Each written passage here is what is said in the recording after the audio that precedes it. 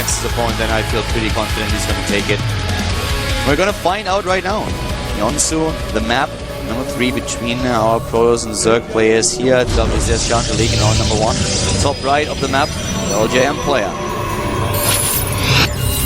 LJM YongHwa. And YongHwa, after this first game, looking pretty strong in game number 2. Has to prove it once more, though, if he wants to go to the next round of the Challenger League against the Zerg player to the bottom left of Yonsu. Yeah. CJN2's hydra. I thought the intro wasn't going to swing in there for a second, but keyboard is really cool. I wonder what keyboard that is. Like, if I were on camera a lot with the keyboard, I would definitely use that one. It really looked like a mechanical one, too. Yeah, I'm not sure. I don't think it is. It could just be replaced keycaps. As does a gateway in the main. And it's rallied all the way to that base, as just shown. The probe is going to prevent the hatchery from being placed for quite some time.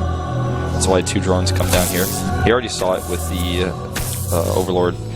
You know, I actually think that the 2 games that we saw were very different in terms of the plan that the players had.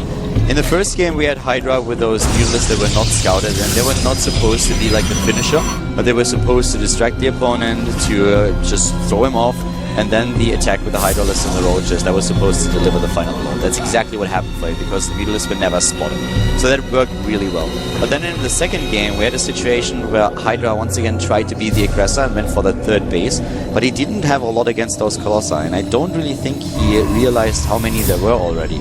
He had a few Vipers, but with the high Templars in the game, those feedbacks just did a number on him. He got 1 or 2 Blinding Clouds off, and that was all. He lost way too much in the process, and that allowed YongHwa to get this massive army into play in the first place. And then the second misstep by Hydra was that he, unfortunately for him, had the wrong composition going into the fight. So I feel, in terms of game plan in game number 1 worked very well for Hydra, and we saw exactly the opposite in the second game. Yeah.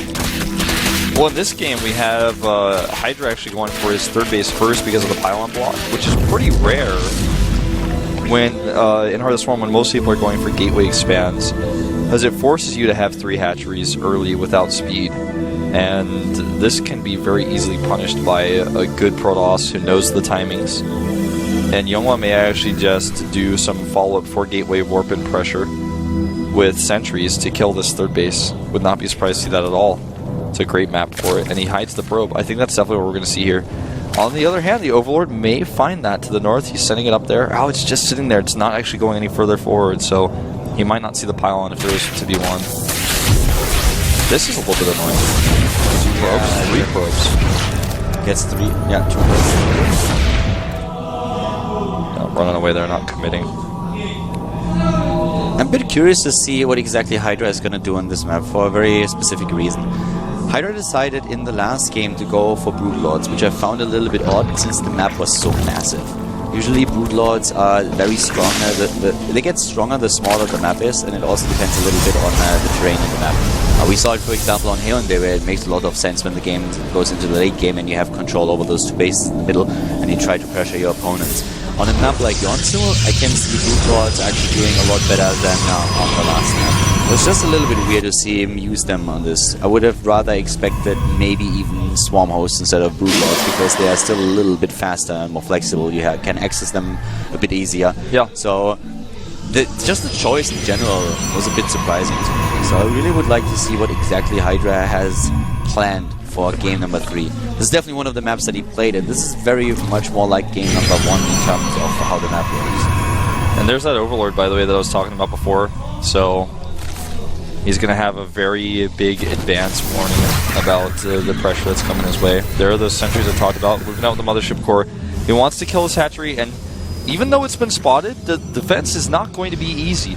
He needs 2 more, well, he actually is making 2 Overlords, kind of overkill on the Overlord production here. He needs Larva to make the Roaches is what he really needs to defend this attack, and well, he has 5 Zerglings right now, and that's not going to be definitely not even close. 7. He could actually force field that choke point off.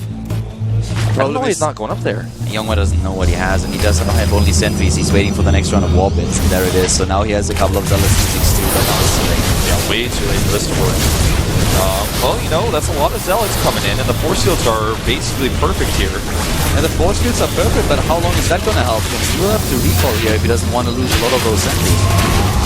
Yeah, I think he's going to recall right now after the force fields here fade. Does he not have enough energy? What does he do? I don't think he has the energy to use another one here. Zerglings are on the way now too. He do not have speed though, but he's trying to hunt down those few sentries.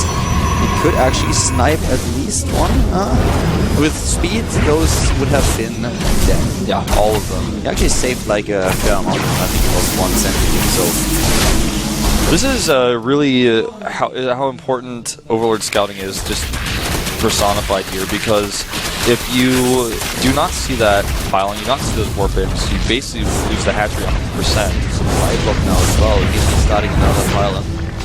But the army supply on the map is better for Hydra. He has map control. He holds both Zelnaga watchtowers. Has division. Third base done.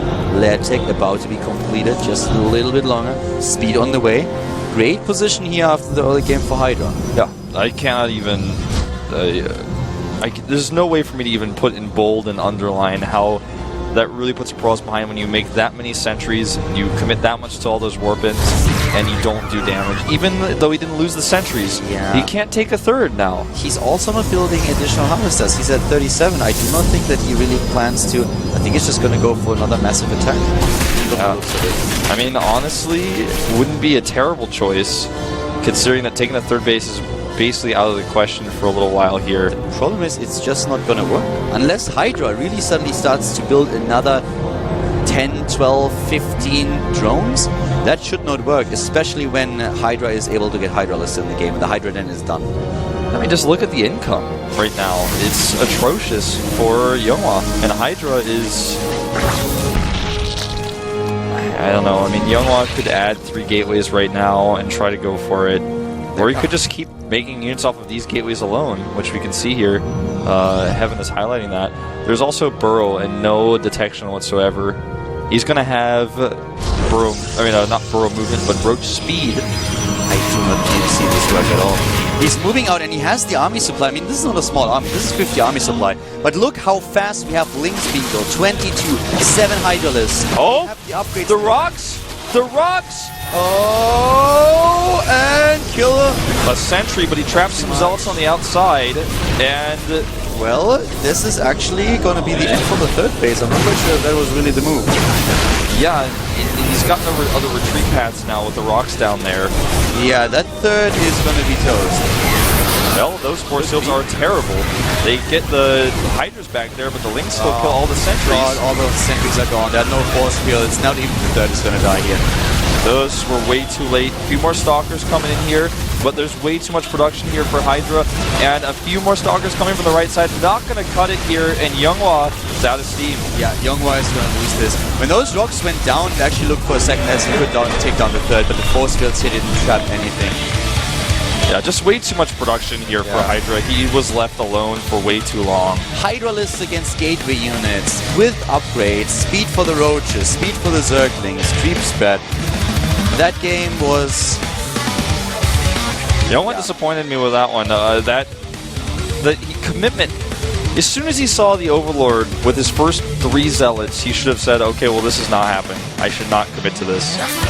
I think his plan from the beginning was, as soon as he saw that he took the third hatchery, he was like, okay, this is what I'm going to do. I'm going to go and attack it. And once that...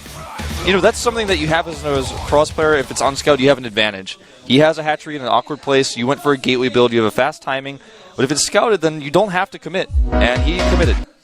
Well, we will have a break in a little bit, but not quite so. Yeah, we'll have the break in just a few seconds. We are coming up, of course, with our third best of 3 of the day, which is going to be Yoda versus Stark. A little bit disappointing series. Yeah, that was kind of a weird one. That was just both players making a lot of mistakes. The entire best of 3 was a little bit off, I feel. I completely agree with you there. I mean, very annoying, of course, for YongHwa now being in Code B again. Hydra, on the other hand, goes up into the second round of the WCS Challenger League here. And we will find out now if Stork or Yoda is going to achieve the same, if they will be able, or who will be able to go to the second round after a 5-minute break here at the WCS Challenger League in Korea.